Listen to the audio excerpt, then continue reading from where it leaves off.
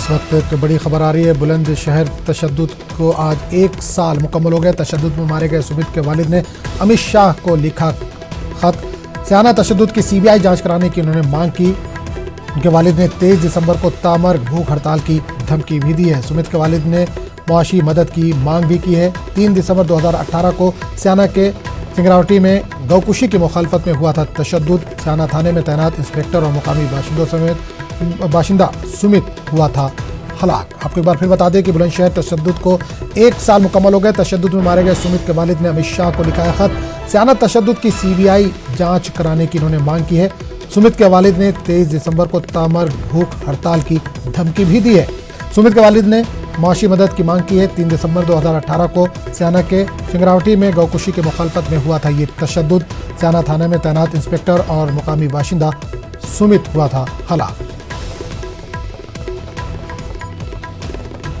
और इस पूरे मामले पर बात करने के लिए हम सीधे रुख करेंगे बुलंदशहर, जहां से नुमाइंदे अली शरर इस वक्त जुड़े हैं। अली शरर, बुलंदशहर में जो तशद्दुद हुआ था उसको 1 साल का वक्फा हो गया है। उनके वालिद की मांग है, किस तरह की मांग है और क्या मांग कर रहे हैं वो हुकूमत से? देखिए आजम, आज 3 दिसंबर है जी। 3 दिसंबर 2018 में बुलंदशहर जिले के स्याना इलाके में गौकशी के बाद एक हिंसा भड़की थी, जिस हिंसा में आसपास के इलाकों में आगजनी हुई थी, तोड़ाफोड़ी हुई थी। यहाँ तक कि पुलिस चौकी तक को पुलिस के मौजूदगी में आग जलाकर आग के हवाले कर दिया गया था, जिसके बाद बुलंदशहर पूरे मुल्क में फेमस हुआ था। जिसके बाद पुलिस ने भी बड़ी कार्रवाई की थी। 27 लोगों को नामजद किया गया था और इसमें 60 लोगों को अज्ञात बनाया गया था मुजरिम। इस पूरे मामले में इंस्पेक्टर सुबोध कुमार, जो कि इंस्पेक्टर स्याना के कोतवाल थे, उनकी मौत हुई थी गोली लगने से, और एक दूसरा शख्स था जिसका नाम सुमित था, उसकी भी मौत हुई थी। अब सुमित के वालिद का ये सरकार से गुजारिश है कि उसके बेटे को, यानी कि जिसके बेटे की मौत हो गई सुमित की, तो उन्हें शहीद वाला दर्जा दिया जाए।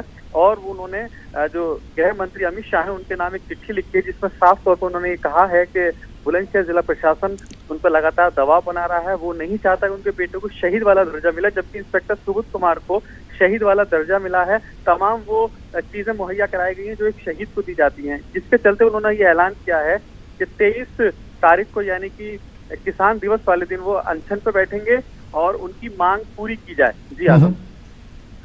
चलिए, बहुत बहुत शुक्रिया इस तमाम जानकारी के लिए अली शरर। तो आपको बता दें कि बुलंदशहर तशद्दुद को आज 1 साल मुकम्मल हो गए। तशद्दुद में मारे गए सुमित के वालिद ने अमित शाह को इस सिलसिले में ख़त लिखा है। स्याना तशद्दुद की सीबीआई जांच की उन्होंने मांग की है। सुमित के वालिद ने 23 दिसंबर को तामर्ग भूख हड़ताल पर जाने की भी धमकी दी है। उनकी मांगें अगर पूरी नहीं हुई तो उन्होंने कहा है कि 23 दिसंबर को वो तामर्ग भूख हड़ताल पर चले जाएंगे।